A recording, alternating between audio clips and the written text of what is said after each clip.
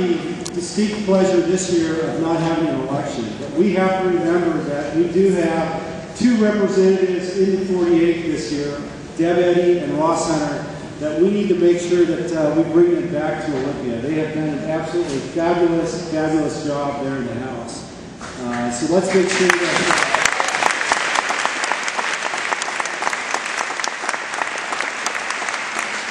Let's make sure we continue that great tradition. We really do have a wonderful group on the east side that has done some amazing things.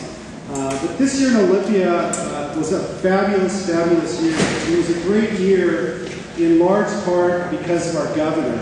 And we need to make sure absolutely, positively, that this isn't a 133 vote election this year. So we need all of you out there. She is an amazing, amazing person. Being able to work with her on a personal level has been an incredible experience. She's a real leader. I think the thing that I respect most about the governor is that when she looks at policy, she just doesn't say, let's just dump more dollars. She is very focused on, let's get the program right, and then once we have it right, if it needs more resources, then we put new resources. And that is a real new paradigm in Olympia, and it's a fresh approach that I think the voters out there really appreciate. But we need to make sure that all of us get out there and volunteer and help these other campaigns so that we can continue to do the great things that we've done. When I'm done in Olympia, one of the things that I really try to specialize in is education. And again, with the governor's leadership, we've done some amazing things. We have added over $1 billion of new money to our K-12 system these past 2 years, which is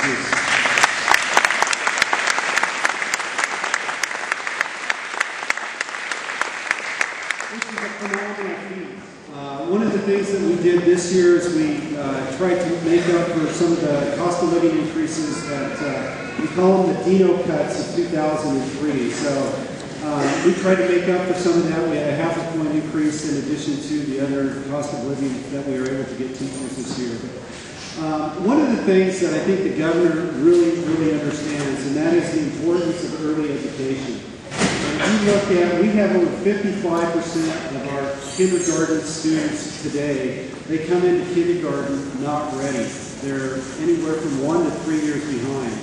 We know that those kids who come to kindergarten not ready, once they're behind, it's very hard to get them caught up. And I think that's where the governor's focus on full-day kindergarten, on preschool. We need to make sure it's so much cheaper to get those kids caught up early than to try to make it up when they're in the high school level. To give you a great example, I was over in the Highline School District, which is south of Seattle, and a pretty impoverished district. And the amount of freedom reduced is like 80-some%. Well, they have about 88% of their kids, 90% of their kids, come to kindergarten really at, like we would say, a 0 level. They are anywhere from, most of them are about 2 years behind. What they have done over there, they've done, instead of full-day kindergarten, they take those additional hours in the afternoon, they devote them to literacy, and that additional time, they have been able to get 88% of those kids up to standard in that kindergarten year. And on 1 year period, 88% of those kids are starting at track. And we know that if they can get to at least the 4th grade, ready to read, we know we have kids that are going to graduate from high school. So we're doing some amazing things. If you look at early ed, one of the sad parts that I think as a country that we haven't focused on is those kids who are behind. If we don't address that problem, less than 6% of them will ever attend a 4-year college institution. And I think that is, in this industrial high-tech world, we can no longer afford that kind of education program. Some of the other things that we're doing education-wise, I don't know, some of you who are in the education community, we've had, I guess, what I would consider to be a math war, trying to figure out what's the direction of the curriculum. Because what kids are taught is instrumental in what they're going to be able to do job-wise.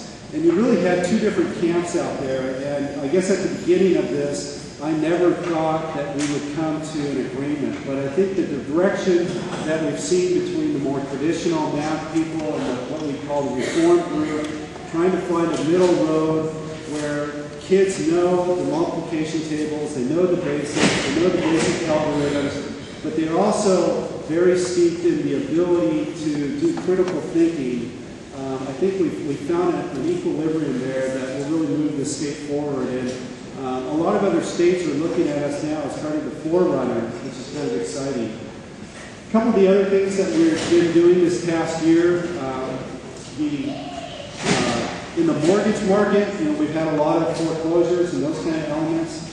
It hasn't been quite so great in Washington State as you've seen in other markets like in Las Vegas, Phoenix, Miami, some of those areas. But we're trying to get ahead of the curve. Unlike George Bush, who waits till it's way too late and then comes in with a totally inadequate solution, what we're trying to do is get ahead of the curve. And so what we've done in the mortgage market and in the foreclosure market, when it comes to foreclosures, a lot of times you have these people, they come in and they say, I'm going to help you in your foreclosure.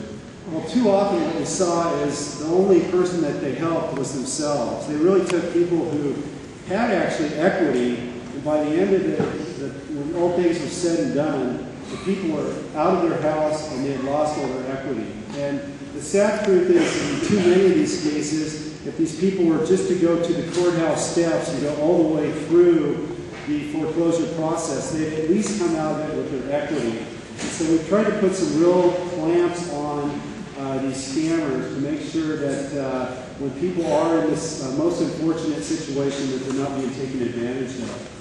One of the other things that we've tried to do is, when it comes to the mortgages, about 70% of mortgages are done by mortgage brokers.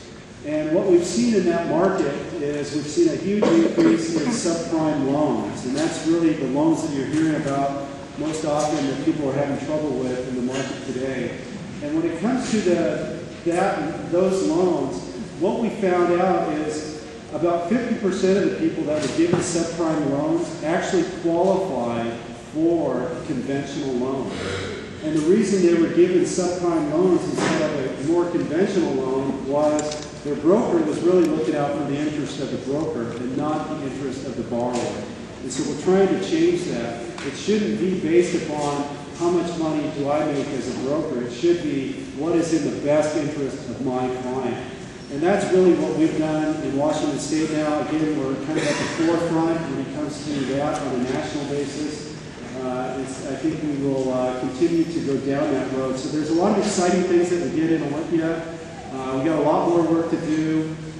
But again, it's really going to take us starting at the grassroots level with your involvement, not only here today, but when it comes to these elections, to make sure that we move forward in a manner where we have the Deb Eddies, the Ross Hunters, the Christine Gregoire, so that we can continue to do the great work that we're doing.